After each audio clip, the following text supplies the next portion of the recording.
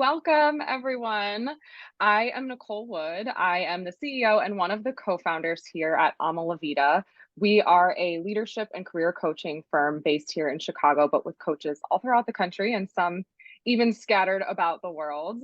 And we are excited to be here. This is actually one of my favorite events that we do. It's called Honest Leadership. It's an interview series where we bring in industry leaders, entrepreneurs, leadership experts, including our very own Forum, to wrap up the year. This is our last event of the year. And as I mentioned already, like leadership's tough, man. It's something that I often feel like is kind of like bringing your first baby home from the hospital, where you're like, shouldn't there have been more training for this? You're really trusting me with this other human being. That's how it can feel.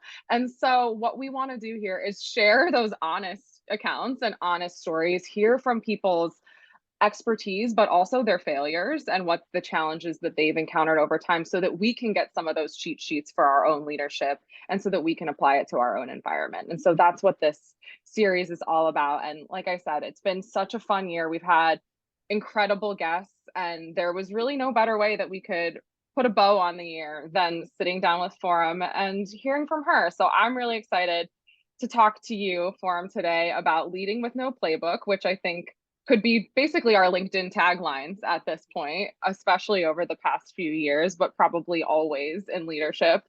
So let's get into it. You ready? I'm so excited. Okay, good. Feel free to be dropping things in the chat, sharing thoughts, ideas, reactions as we go, and we'll definitely make sure we carve out time at the end for questions as well. So, Forum, for those of you who don't know her, I'm going to tell you all about Forum.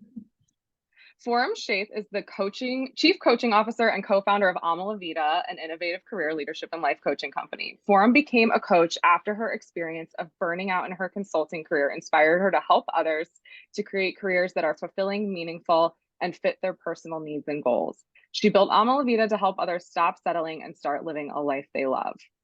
Forum has been featured in publications like CNN, CNBC, the Chicago Tribune. She's also done a TEDx talk, which is awesome, where she shares her vision of making coaching accessible to people of all age groups and socioeconomic statuses. Forum served as adjunct faculty at Northwestern University and has a master's in learning and organizational change with her coaching certification in organizational and leadership coaching from Northwestern University. You're so impressive. I did not expect you to do that. Why'd you You're do so that to impressive. me? Because it's my favorite part, making other people cringe. Okay, so that's the marketing version, right? That's the resume version. But where I want to start is for those of you who don't know you, tell us a little bit more about who you are, your path here, like 3-minute recap of how you got to be the chief coaching officer of Vida. Yeah, let's go back. So I was born in India and I moved here when I was 9. And this is always a big part of my story because it has shaped my values, how I show up, how I'm motivated. When we moved here, I felt very grateful that we had such a great support system with family who were already here, who took us in. And the difference being is that we didn't know any English and we had to start all over again. So my parents sacrificed a lot from a comfortable lifestyle in India to moving here just so that my brother and I can have better opportunities and education. And so I think seeing their sacrifice, it didn't hit me until I would say years later of how much it motivated me and what I value, and also how much I crave stability. So fast forward, college, I was pre-med. I'm like, gonna be a doctor. You get a stable paycheck. No one's gonna say anything, and you're not really gonna get fired. And then realized that actually that wasn't the path for me. In fact, it was my dad who really helped me see that I was trying to prove something instead of leaning into my strengths. And that was my first ever exposure to what a powerful question, or somebody who can just help you see something that you don't know what that can do for your path, which led me to go into consulting. I was the first one, my whole family, everyone who's here, there's 40 of us here now and the extended family, to do consulting. They're like, what is this consulting? What do you mean you just fly on a plane? Like, what does that even look like? So it was very It's definitely one of those jobs for people who don't know it. Like for my parents, when I was in consulting as well, they were like, that sounds made up. yeah. People don't know what that is. Right. It's like, what do you mean? And what was really interesting is that I started to learn who I was and am, and continue to keep refining it through consulting because I gained that independence. As you all heard, got my master's, and that really was the first true pivot point of starting to get introduced to the world of coaching. I am so grateful, and I think about this all the time. When I was introduced to Nicole, Nicole's like, I want to build a coaching business. And I was like, great, I want nothing to do with entrepreneurship because that's where stability goes to die. I just want to coach. And there's just something about Nicole and her vision. I'm like, I don't know. I just trust this girl and I don't trust anyone, but I trust you and I want in. And so fast forward, here we are. And I live in Chicago. I have two little ones, and that's me. I think that might be our quote of the month. Entrepreneurship is where stability goes to die. No It's truer words true. were ever spoken. Okay, so when we fast forward Yeah. to launching Vida, I want to think about you as a leader at that point. So my assumption, and we probably haven't even talked about this that much, is that you probably had led some teams in the consulting world in a very structured and supported type environment, but probably not a whole lot outside of that in terms of being wholly responsible for people's livelihoods, making decisions that really impact their day to day. How would you describe yourself as a leader then? And now, 7 years later, what things have shifted? Oh man. A big word I would say is Besides some gray introvert. hairs, maybe. In 2016, when we first launched, my view of like who I was or perceived myself to be a leader, I was overly confident. I think a lot of that had to do with ego. And I felt like nobody could touch me. I was going to do it better than everybody else. And fast forward to today, I would say it's the exact opposite. I'm a lot more defined. I'm a lot more insecure, but comfortable with who I am as a leader. And I would say in 2016, I felt like I knew everything. Now I'm like, I know so much I don't know. I love this one quote from Adam Grant that he says, if knowledge is power, knowing what we don't know is wisdom. And I feel like that is the story of my life since we have started. Every day I'm like, ooh, I didn't know that. And I continue to recognize, if you think about this like circle, if like this is what I know in the beginning, I was like, oh, there's this small little speck that I don't know. And now it's the exact inverse. It's like, I know this much and there's all this I don't know.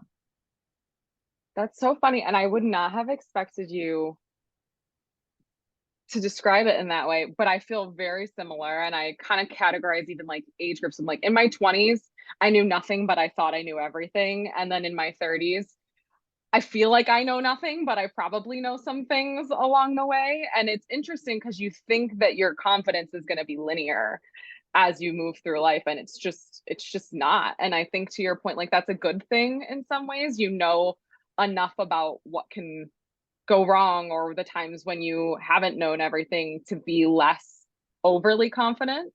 Um, but it's also tricky at the same time and where you need a lot of support. Do you think Yeah. knowing what you know now, because I often say the most confident I ever was in the business was the day I quit my job to do it. And every day since then, I've had a lot of questions. Do you think knowing what you know now, like did that overconfidence and probably a level of naivety that we both had, do you think that served us? Yes. I wouldn't have taken the leap had I not been naive enough to do it. Mm-hmm. What has surprised you about what running a business is like versus what you thought going into it? I think I definitely underestimated the how it's not about you, especially as you grow a team. It's one thing if you're just doing your own thing, as opposed to when you're actually responsible for lives and culture. And I recognize that it's not about just me anymore. That the hardest part is the culture and the people and making sure people feel motivated and also making tough decisions. Like, honestly, I'm like, if you told me you have a problem statement and you can't grow revenue, it's like, I'm sure we can figure that out. But then the moment people, culture, and legacy is involved, it's there is no playbook for that. Mm-hmm. Nobody can prepare you for it. Yeah, I feel like I owe a lot of apologies to leaders I worked for previously because I have vivid memories of sitting down like in a hotel lobby with previous leaders that I worked for while we're on a work trip and being like, this needs to go that way. I could tell you what everybody was doing wrong and how things should have been.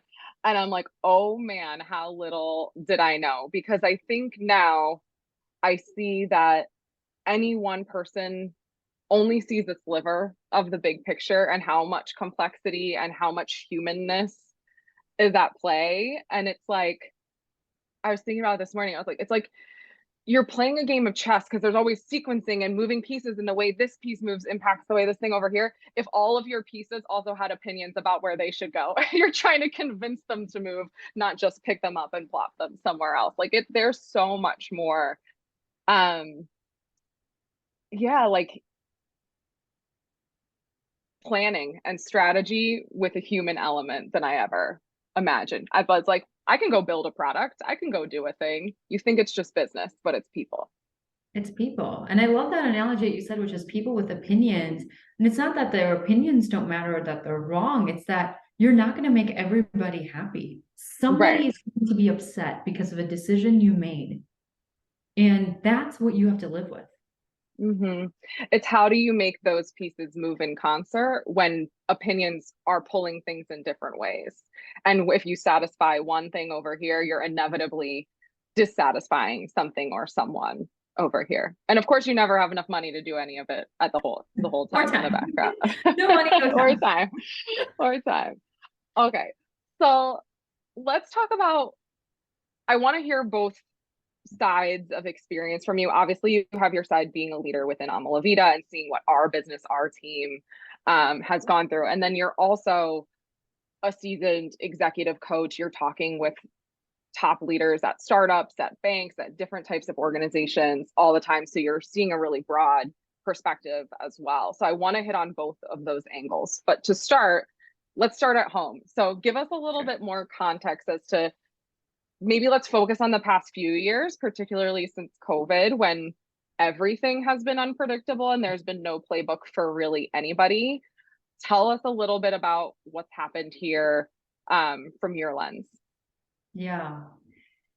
You know, when you don't think you're untouchable and you don't think it's ever going to happen to you, and then it does, and you're like, oh, how did I get blindsided from it? I felt like that was a good summary of COVID, not just for us, but I would say probably for everyone. I feel like during COVID, it was a series of decisions and impacts that happened in such an accelerated path that I never thought we would have to make in the time frame that we did.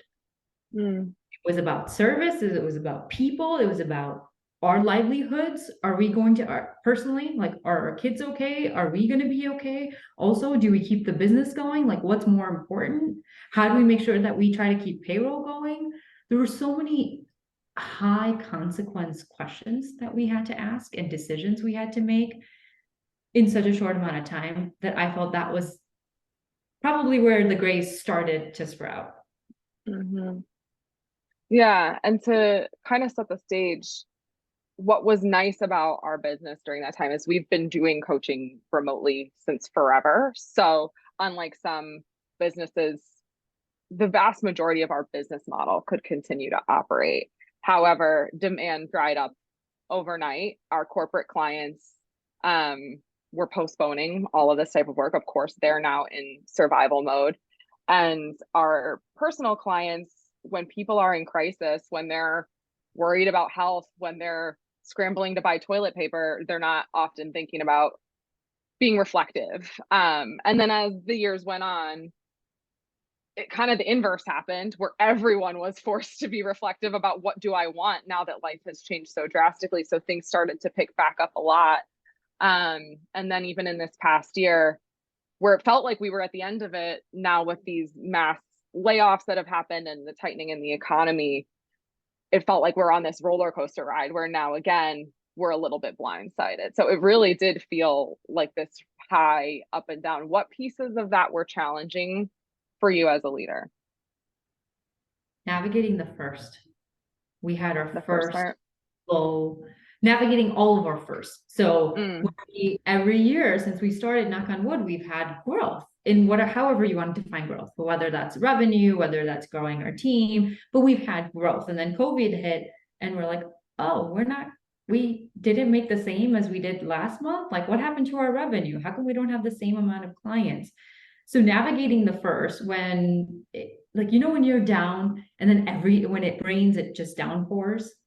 So my Mm-hmm. confidence, I would say, got kicked a lot because we had to navigate losing money. We had to navigate our first rifts. We also had to navigate our first set of decisions of rethinking about our business. I would say that was the first time to my core that I was like, do we have a business? Is this the right business model?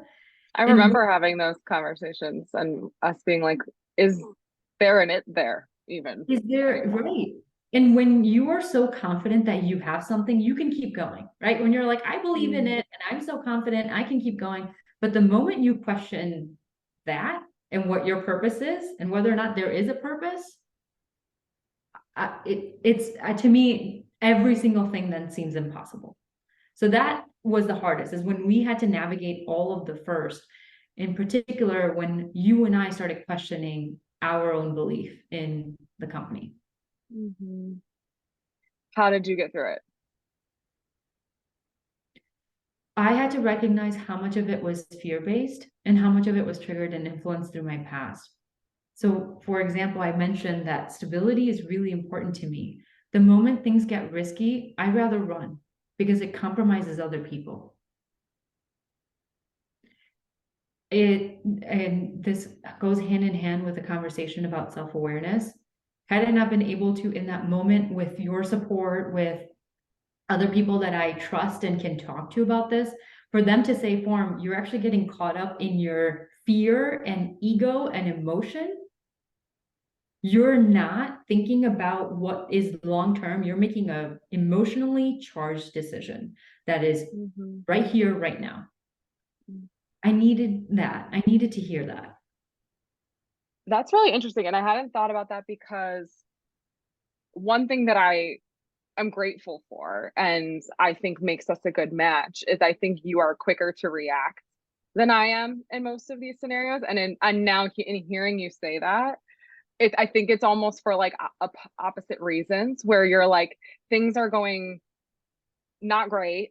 Let me get the hell out of here and change path and do something else. Where I do take the opposite approach where I'm like, I'm digging my heels in and I'll be the person going down with the ship.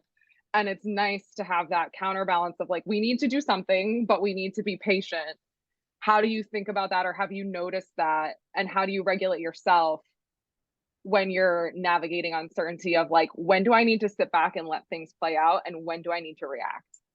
Yeah, it's a really good question. I have to give you a lot of credit because I think on the flip side, I react when I think things are going wrong and we need to pull the plug. And you react when you think it's time to pivot, meaning we need to innovate. So I'm more of the naysayer, like stop this, and you're more of a let's just blow this up and think about this things differently. And that also gives me a lot of anxiety, but I thank you for it. But going back to This your is why we're question, partners. yeah. Balance. Going back to your question though, how do we know when to react and when to be patient? And this is actually something I tell my clients, which is you have to mute out your noise. When you're in the thick of it, everything feels so important and it feels so much more intense. And how do you recognize what is noise as opposed to what are facts? So it's easy for me when I'm not in a situation where I can easily point out to a client, it's like, oh, that's a lot of noise right there. What do you Mm. know to be true? Like, what's the North Star? What have you set out as facts? And how are you validating against those facts? Can You you and give me I, an example of that? yeah, sure. So, for example, when we talked about the membership model, so back then, years ago, we used to sell Amala Vida as packages. You can come in, and you're like, okay, you can do career coaching, but you were only on a specific track, would only do specific type of coaching. And during COVID, we decided to blow that up. And we're like, we're going to do this membership model where people can pay month by month, which means you're not guaranteed revenue anymore. People can cancel anytime and they can do whatever coaching they want. Automatically alarms go off for me because I'm like, well, how do we know that's going to work? That's actually risky. We know that packages work because they buy it. You know the number of sessions they have, the clear path. And you and I had talked about a few things that we would consider as successful. One, are people staying with us longer? The other part that was a little bit intangible, I would say, is, are people getting more exposure to different coaches? And are we creating better experiences for people? Are they referring us to others? You and I had talked about it, but even while we were in that change, I would say in the noise of it all, when it was hard to sell, when it was like, I don't really know how to pitch it, how do we figure out how the transfer works? In that whole process, I was ready to pull the plug. Like, this feels noisy. I don't know if this works. It was easier when we were in package. Mm.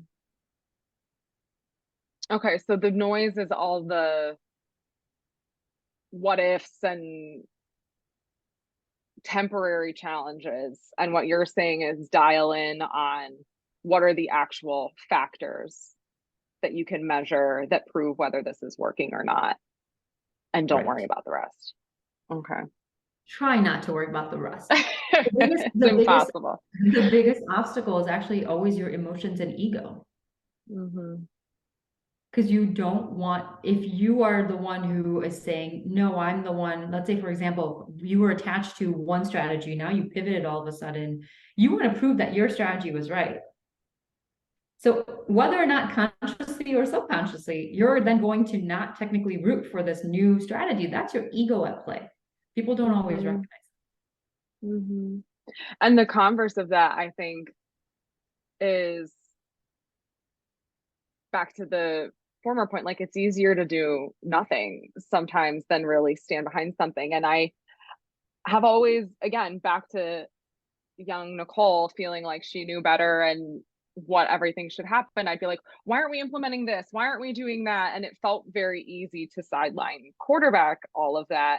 But even take an example in our business, we are using one set of technology for any clients out there who book and try to manage sessions with us. We know this is not the best user experience. We are blowing that all up and implementing a whole new piece of technology. And even in making that decision, I was like, we are a small company. I get to make these choices, and I'm terrified right now because so much relies on this. It would have been easier to just not do that. And I was like, how does, like, thinking about a big enterprise, like you really have to have a lot of confidence and conviction. If it, because it is easy to be that fearful to put your name behind something and then also challenge yourself along the way of like, how do I know if this is working or not? Yeah. You know, it's in coaching, one of the things that we do before the coaching even starts, before the emotions are at play, before ego's at play, we ask, it's a pre-mortem, right? Pre-mortems are, what are the things that could go right and how do you know that they're going right? So what are those progress milestones? And what are all the things that could go wrong and how would you know that they're factually wrong? Meaning it is a trigger for you to pivot. And we talk about this even in coaching. It's great to do this before you start big projects, because when you do it before you're actually in the thick of it, you can actually think clearly and rationally. And Mm-hmm. similarly, when what we do with coaching conversations, we say, how will we ask the question, how will we know we're making progress? Like tangibly, how will you know? What will you feel? How will other people know? What will they feel? What are they noticing? And when you document this and you go more fact-based, at least you have something to reconcile against. So that when you're in it, you know what you're comparing. Otherwise, you're then just having a moving goalpost every single time. Totally. And when you're doing it as a hypothetical, the emotional threat isn't there because you're like, oh, I could think through this could happen and this could happen. And you get that on paper. That feels different to reference that paper than someone coming to you 3 months and saying, doesn't look like we're making progress. That's a totally different experience. That's exactly it. Okay. So when you're, let's say in the early days of COVID, when we were doing all these first, or what you see with your leaders, how do you take action? How do you make a plan? How do you know it will work? How do you feel confident enough to move forward with it? How do you know you're doing the right thing? You don't know you're doing the right thing. And that's a hard thing to sit with and know that you're not going to know whether or not you're doing the right thing. There's a few things that feel like the theme of our conversation today, and I'm going to keep going back to this, is self-awareness and being very clear on where you're headed and what you want. Whether that's a big strategy, whether you're starting a business for the first time, what exactly it is that you're trying to achieve. And if you don't have clarity and you don't know exactly the milestones to get there, then everything else can be, you can convince yourself to do so many Mhm. other things, and then that's all noise. So in terms of how do we know we're getting there? You don't. But you do have to make sure that you are checking yourself. And that's what I feel so grateful for. Like you and I just this week, I was like, I wonder if I'm always in people's way. Do you think that I am the hindrance because I like control? Or is it that they just need more direction? If I'm not asking these questions, I'm going about my day very blind and not paying attention to how my reactions or my actions impact those around me. So I do think it's really important to check yourself and just question, not to doubt, but to reflect and validate. Mhm. So once you do that and you at least feel like I recognize and appreciate that there's no way to know if this is going to work or not. I'm making the best decision I can with the information I have today and based on what's actionable. What does your team need in that moment? How do you bring your team along when they may have a totally different set of fears and history that they're bringing to this situation? This is where I take your playbook. You always say it's a plan, not a promise. So one of the things that I really love about what you do is you are very clear about, don't forget, this is what we're trying to achieve, and here's why we show up to work every day. Here's why you show up to work every day. You not only talk about the organization, but then you individualize it to the person. And then you work backwards and you're very honest, but you do it with confidence and convictions. Like, I don't know if this is going to work, but this is the bet we're making, and here's why. And you explain the logic and you go through the reasoning, and then you walk through, here's how we're going to help you through it. I recognize that this is uncomfortable. I recognize that this is a big change. This can work if we do X, Y, and Z things. And I think that's what people need when it's things are in the unknown and you're trying to bring people along, is one, people want to know that you've thought about them. People also want to know that you're going to help them along the way if they need your help. And you do that beautifully. Thank you. Yeah. I think I've learned so much over time that people don't need all the answers, but they need communication. And I think what happens is when leaders feel uncertain, they don't want to promise something that then is going to be different. And so they retreat. And what happens then is people are left to fill in the blanks for themselves. And usually, what's in your brain, you can dream up something a lot worse than what reality is. And so it's so much better to just say, I think it's this, but it might not be. So let's see. And here's how we're going to measure. And here's the logic we use to get there.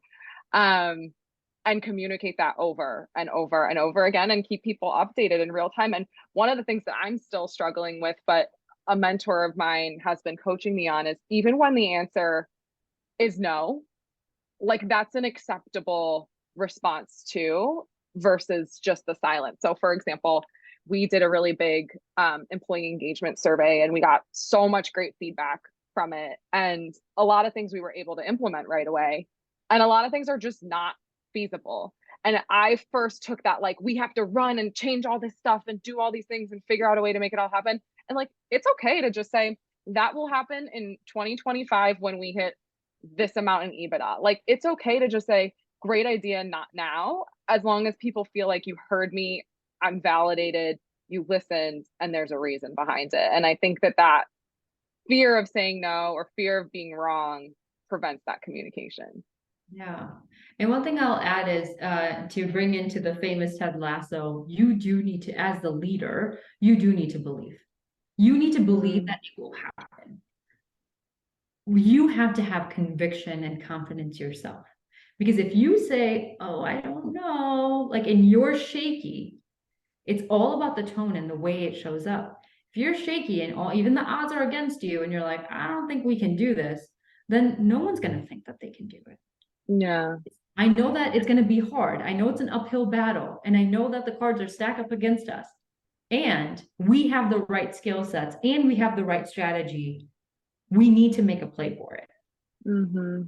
It's so tough because you want to be authentic and honest about the realities of where things are, or that you don't have all the answers. And also, you need to create confidence in your team and not have people walking around fearfully. How do you strike that? I think authenticity and transparency are two different things. So for example, me being authentic is me sharing with you how I show up. It's in the way I communicate. It's how I interact with my team members as opposed to how you interact with your team members. It's the way in which you deliver and position a message. As opposed to being transparent is giving up status updates. To me, that's like the status updates of here's where we are. It's going to constantly communicate. And then there's that internal part of you. Your self-doubt cannot become other people's self-doubt. Like Mm. that's to me where you have to check yourself. I have to check myself. Leaders have to check themselves. You cannot portray your self-doubt and project that onto others, because then you're inviting them to then doubt themselves and the plan. Yeah, it's not easy to do. Yeah, I agree. Let's talk about decision making, because so much of this comes down to like you're faced with these moments, you don't know what to do, you're trying, you have to decide something. And even if a decision is do nothing, it's still one that needs to be made. How do you describe yourself as a decision maker, and how do you think about data versus intuition in how you make decisions? Yeah. It's a really good question, because when I'm trying something for the first time, I like to know, I like to have data. And when I say data, it means I want to validate it with other people. I want to see what other people have done and then inform what I think should happen based on then my opinion. And if it's something that I know or have done before, I'm all about intuition. It's like, even if the data Mm. shows otherwise, I can justify and be like, yeah, that data's wrong. Like, that's just dumb. This is what I think it should be. And so I have realized that when I've done something, I lean on intuition, and no data usually can convince me otherwise, which is also not good. Interesting. Um, and then when I'm doing something for the first time, I need to talk it out loud. I need to see what others have done and then really try to make sure that I'm informing myself and have thought about what I don't know, what to take into consideration. So that's usually my process. Yeah, I think I am somewhat similar. And I think that there's also something that's happening though behind the scenes. What happens with experience is you've collected a lot of data over time. And so what feels like an intuitive decision is also just an internal processing of all these data points that you've seen. When this happens, this happens.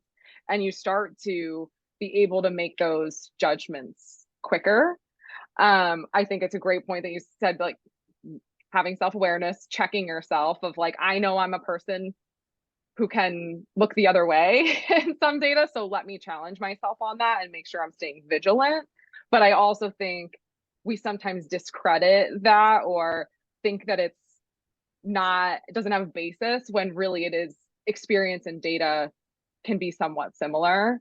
When I was a baby management consultant, I had a partner sit down with me and he had a whiteboard and he was like, dot, dot, dot, dot, dot, dot, dot, dot, dot, dot, dot, and he put all these dots on the board and he's like, when you're an associate, you need this many dots to draw a line. And then he goes, dot, dot, dot. He's like, when you're a partner, you go like this. And it just takes fewer data points. And I think that is because you've filled in those, you know now what to look for. Every experience or reaction or something that hits your inbox, you're constantly filtering for those things. You're absolutely right. There's so much so quickly that we process that we don't give enough credit to. Mm-hmm. Which of your clients, as you've seen them either handle this decision making process or just ambiguity in general, who tends to deal with that well? Have you picked up on any characteristics, and who really struggles? Either just to have well-being in ambiguity or to move forward. I'm going to say the leaders who I have seen do really well are the ones who are going back to that self-awareness piece. And here's Yeah. what I mean by self-awareness. It's about recognizing what they know and don't know, what they value, what is important to them, where they're headed. It's the acknowledgement that there's a set conviction. I know what I want for my team. I know what's important to me. I know what I value. As an example, one of my clients right now, for her, her values is all about fairness. Like she's like, that is what is most important to me, is that everything is fair. There were really tough decisions that she had to make about with her office, and including somebody who's been there for over 40 years. And I Wow. was like, why are we making this decision? She goes, I think it's because it goes against this whole value and the notion of who I am and what I stand for, which is fair. And this person is not being fair. So it's like, and then you can, if you didn't have that, you can justify a lot of things. That's 40 years of knowledge. What happens when this person leaves? This person has a huge following and they hold a lot of clout. What does that mean to this organization and then the patients and the clinic? You can justify a lot of things, but if you're like, this is the most important thing to me is fairness, and I want to have a legacy and be known for a leader who is fair, what absolutely contradicts that and it compromises my non-negotiable? It was this particular person. Then we need to make a change. That was probably one of the hardest decisions that this leader had to make because they were going through a lot of changes. And I know for a fact that that was one of the best decisions they could make, knowing what I know now and how it all played out. So how does the intrinsic motivation or self-awareness, like how did that factor in to this leader being successful or stewing for too long in that scenario? When we're in ambiguous situations, you need some sort of anchoring. Think about like an airport, and you know how they always have those lights that guide planes to let them know where to come. People need to have, especially when you're making decisions, you need to know what are those anchor points that you know are going to guide you there. Most people don't know what they are. So then Yeah. therefore, you can then justify and have so many what ifs and these spokes of, oh, I can do this and I can do this and I can do this and I can do that. But it's like, no, ultimately, what's that final destination? And what do you know about yourself? What do you know about the people that you work with? What do you know about your organization? What has to hold true? And if your decision can orient around those factors, it's a lot easier for you to decide what then is important as a factor point as opposed to what's not. Mm. Yeah, I think it kind of goes back to what we talked about earlier, where like everyone around you at all times is going to have different opinions, conflicting opinions, lots of opinions about what you should and shouldn't do. And I've even seen this kind of anecdotally in my personal life. The people who do have that strong sense of self-awareness or who have done the work to feel clear and convicted about who they are and where they're going, maybe they're augmented by the opinions around them versus the people who have to ask for 45 opinions before they do anything and then are more confused because inevitably all those said different things, and then that feels really scary and overwhelming.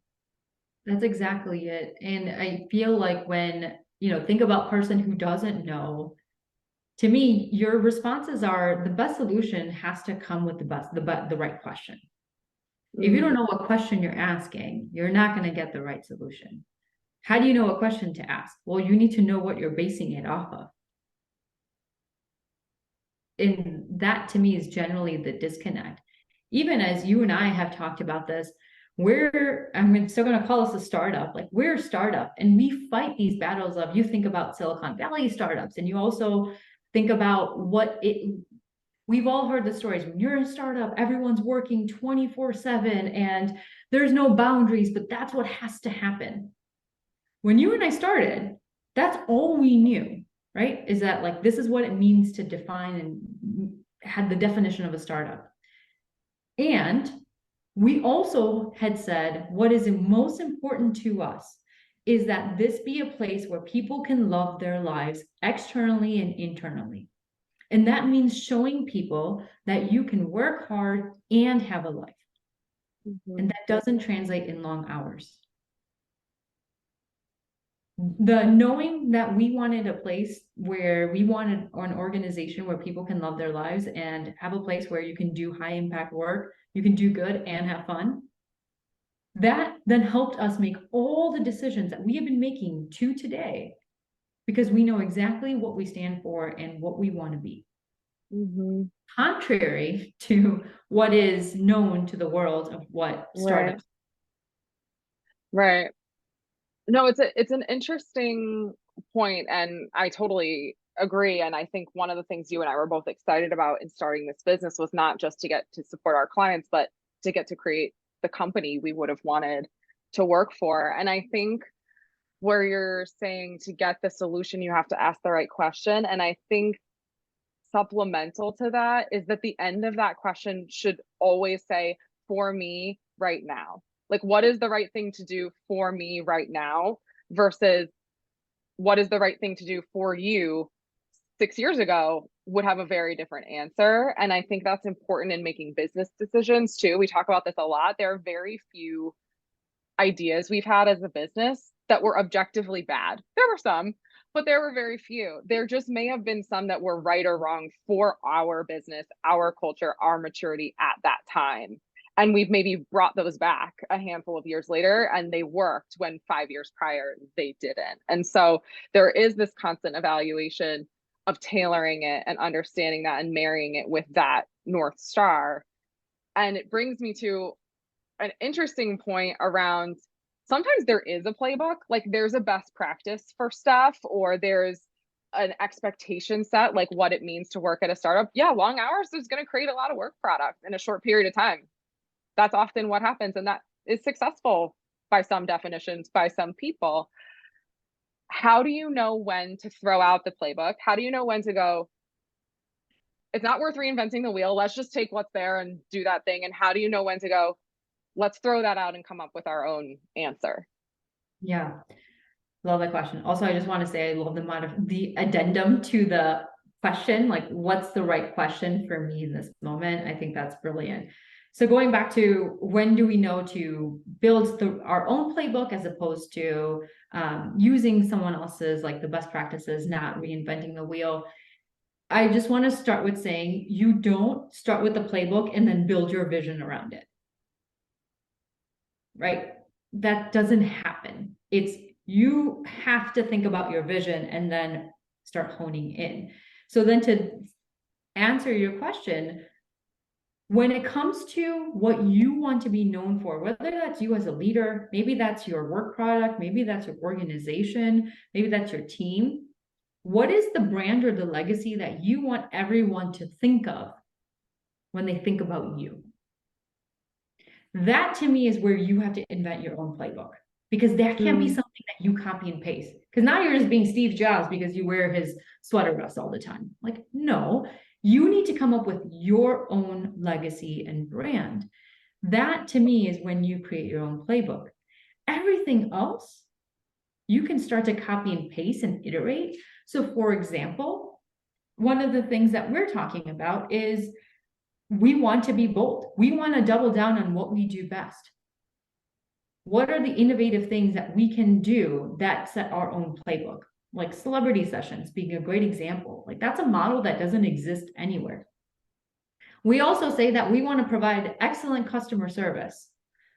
This is where we then look at, I don't think that's going to be the differentiation with us, right? It's like everyone has good customer service. Hopefully a lot of organizations do. If that's not our differentiation, how do we take a playbook out of Nordstrom or Chewy and think about how we can iterate it to make it our own? I'm not saying just to copy and paste and be somebody else. You do have to iterate and make it your own. But the things that you want to truly be known for, to me, you have to make your own playbook. I completely agree. Okay, last question before we open it up to the audience for questions. You get a really front row seat to people's inner monologues, to their fears, to their desires in the work that we do in the coaching space. All the time, our clients will say things like, I've never told anybody that before. You know, they're bringing things up in real time that are happening in their lives. And this is a little bit of like a esoteric question, so feel free to take it in whatever direction. it speaks to you. But what have you learned about humanity through your work, or what's top of mind for you now recently in the conversations that you've been having about maybe commonalities among your clients or the human condition in having these conversations? Yeah. I put a lot of people up on a pedestal. More importantly, like I get very impostery when I look at someone's title or I look at their accolade and I was like, oh my gosh, they have a PhD in rocket science. Like, oh, I'm nowhere near them. And then I realized that every single one of us, it's that connection of like, we are all so vulnerable that all of us are striving to like we're constantly trying to hide these imperfections that we have, which is why so much in my conversations, I mean, people that I would never think just like completely break down. I was like, where did that come from? It's like because you've put all this pressure on yourself of putting up this facade, and we're all doing it in that way. Mm-hmm. And finally people are letting their guards down and just saying like, I have things I'm working on. So to say that, I think to summarize what you're asking, what am I noticing about humanity is that we're all a work in progress, and we need to know that it's going to be in progress. There's never going to be a completion, and there's no perfect. I'm good at certain things and I'm terrible at certain things, and those are my weaknesses, and that's going to stay, and that's okay. When we can accept it, we can be kinder to ourselves. It kind of goes back to where we started with our evolution as leaders. And it really just hit home with the like, we're always going to be in work in progress. It's a tough pill to swallow. You want to believe that, like, when you get this certain title, or I remember thinking, like, when I became a parent, I'm like, well, I must have all knowing wisdom now. Like, when does this just get granted upon me? And you realize, like, nope, there are even more questions than there are answers now. And we learn things along the way and we get more solidified in that North Star. But it is a work in progress. And we're all walking around here wondering if we're good enough and wanting to feel seen and validated. And so thank you for the work that you do, Forum. It's so impactful. And I think that's a good segue while we're moving into you all thinking about your questions. Feel free to start dropping those in the chat. If this is really landing with you and you're feeling like this is something that you're struggling with, if maybe you want to work on some of that self-awareness, if you are navigating uncertainty right now and want to feel like you have a support structure behind you, I can't tell you how invaluable coaching and the support community that we have had around us going through this has been. When you're facing those challenges, you do not have to do it alone. There are people out there to help support you along the way. And so I highly encourage you, if you have not spoken with our relationship strategist team, we'll drop in a link for a free consultation. Just talk to us, tell us what's going on. We'll see if coaching can be a good fit for you and if there's the right coach on our team to work with you to help you through whatever uncertainty you're facing right now. So that might be some of you who are like, already, I know I need some support. It's time. I encourage you to click the link and take us up on that. For those of you who are like, I'm not sure, I want to sit with this for a little bit, we will absolutely send a recap tomorrow with this recording, with our key takeaways, and some additional resources for you if you want to kind of think through this stuff independently and maybe act on some of the advice that Forum shared. So don't worry, this is all going to be in your inbox. And then in the meantime, let's open up to questions, starting with Kelly. Okay, her question. How do you two continue to stay friends while being business partners and navigating disagreements and business difficulties? Good question. Do you want to go first, Forum? Sure. There's two factors to this, Kelly. It's the utmost trust in knowing that both of us have the right intentions and respect. Like we have deep respect for one another, where we come from, our strengths. And I trust that when Nicole's making a decision, even though I may not agree with it or I have a differing opinion, I know that the intention is based on what she and I are aligned on, which is the company. What would you say, Nicole? Those are the two words, trust and respect. I think you don't even have to be best friends. We luckily are, but you don't have to be to have a successful business relationship. But I think that respect needs to be there and the belief that there's good intention. I think we've also just learned how each other works, and we've built a lot of processes that work for us over the years. So, even silly things like if we're disagreeing upon something, we'll be like 1 through 5 and we'll just go like this. And that means how much you actually care. Like you might be arguing because you think you're right, but I'm like, I'm actually a 1 on this. I don't really care what we do. I was just arguing because I had an opinion. And if you're a 4, great, we'll go with your decision. Or we've kind of delegated different places where we say, you know what, at the end of the day, you own that and I fully support whatever you decide. And I think that's come in time through learning each other's work styles and then building systems around it that work for us. Great question. And we make time to talk. I mean, it's like relationships too. We go to Jake's Pub every Thursday. It's true. We have a hazy IPA and we work through our to-do list, but we check in with each other as people too. Okay, question from Jillian. How do you navigate the feelings that arise when you know you can't please everyone with your decisions and you're a recovering people pleaser? Speak to my soul, Jillian. You go first, Nicole. This is a good one.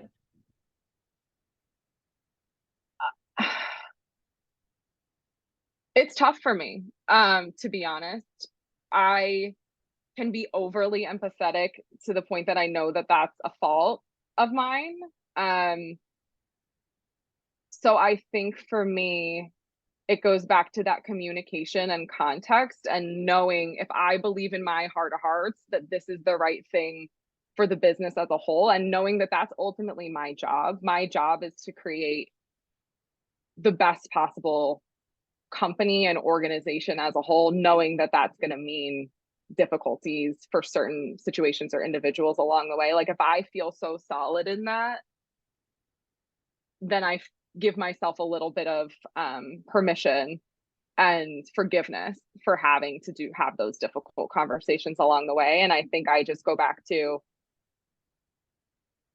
taking the time to make people feel heard and actually hearing them and hearing why they're going to be displeased and recognizing and appreciating. And is there an option C?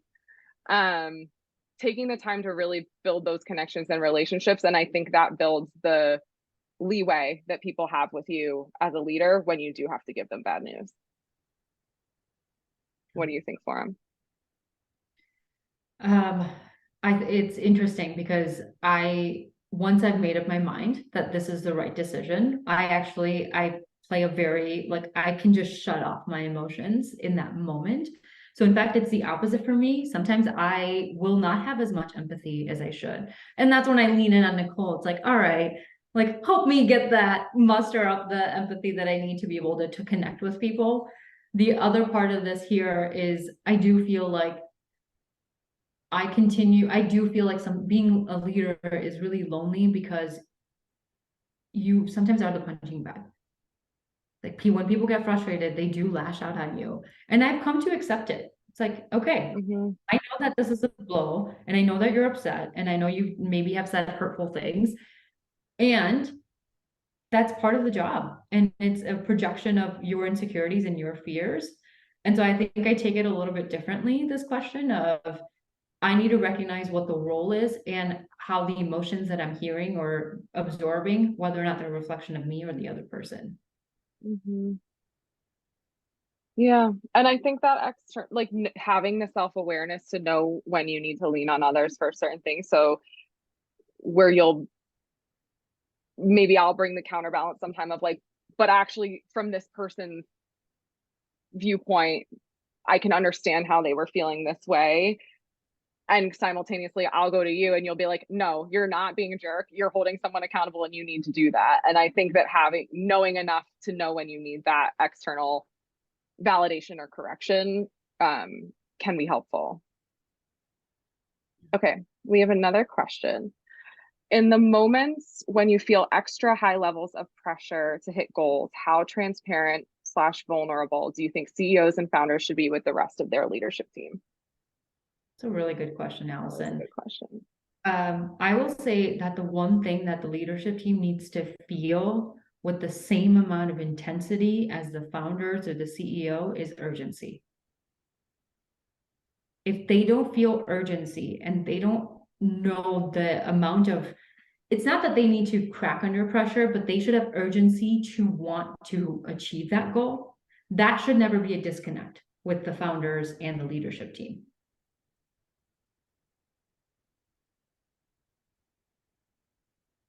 Yeah, I agree. I don't believe in like safeguarding. Obviously, there's certain things that need to be confidential for specific reasons, but I believe the more you're able to share, the more you're able to empower. And so I think that's true. And to your point about urgency, going back to what we talked about earlier in the like balance of not having everybody be scared, but also not muddying down the communication. I think for a while we would do like the sandwich of like, well, this is bad, but this is great. So look over here, and now this is bad. And then people are like, I'm not actually sure. Are we okay or are we not? And just not doing that and being very clear and direct and focusing on what's key at that time. I think it's okay, particularly with the leadership team, to let go of some of that need to inspire and to speak to the facts. Okay, I think we have time for one more question from Christine. How do you find the courage or confidence to take a path without knowing if others will agree with it? Sometimes it's hard to step outside of what is conventional slash the norm. Great question. That's a really beautiful question. There's this great video about the movement of leadership, and it's about like the dancing guy. I don't know if you've seen it, but there's this guy who's dancing in this musical festival, and he's the only person who's dancing. And then the first follower comes, and it's that first follower who's the actual leader, because they're the ones who are saying, I support you, leader, in this movement or in this path that you're doing, which may be silly, but I support you in it. And then they're the ones who are bringing in other followers. And then you have this movement, and that's really how you create a movement. So when you think about how do I find courage or confidence, I need to know that I can get at least one person with me side by side. And I feel grateful that right now I have that in Nicole. It's like, we're behind you and we're going to do this. And when we have one person, you can start to bring other people in. That to me gives me that stability that I need. I would have never been able to start this business on my own. Partly because I would be second guessing myself all the way through. So having that one person to follow along with you and embracing them as the leader, that's the one thing that this person does really well. Like that lone dancing guy, he embraces the leader. And then all of a sudden they start bringing all these other people on board to this musical festival. It's a great video. You realize a whole movement's created. I also go back to what you shared about remembering that other people's opinions are more a reflection of them than they are of you. Like that's been helpful, especially for me in this. Like people may genuinely have fear for you or about what you're doing, and that's through their lens. And so I think where initially I would internalize a lot of that, now I go, that could be held by them and that's okay because that's their life experience that's shaping that, and that's not my path. Takes time. All right, everyone, we're a minute over. That was pretty close. Thank you so much for joining us for our last Honest Leadership of the Year. This was super fun. Thank you, Foram, as always, for sharing your brilliance. We're just so grateful to this community. It's been an incredible year. Thank you for supporting Ama La Vida. Thank you for supporting Honest Leadership. If you have thoughts on who you'd love for us to interview next year, let me know because we're building out our roster right now and I'm excited about it. But thank you for taking this time, for being reflective. We know it's a challenge. We know it can be confronting. You're doing the work. We see you. We appreciate you. Have an amazing holiday season. Happy holidays. Bye, everyone.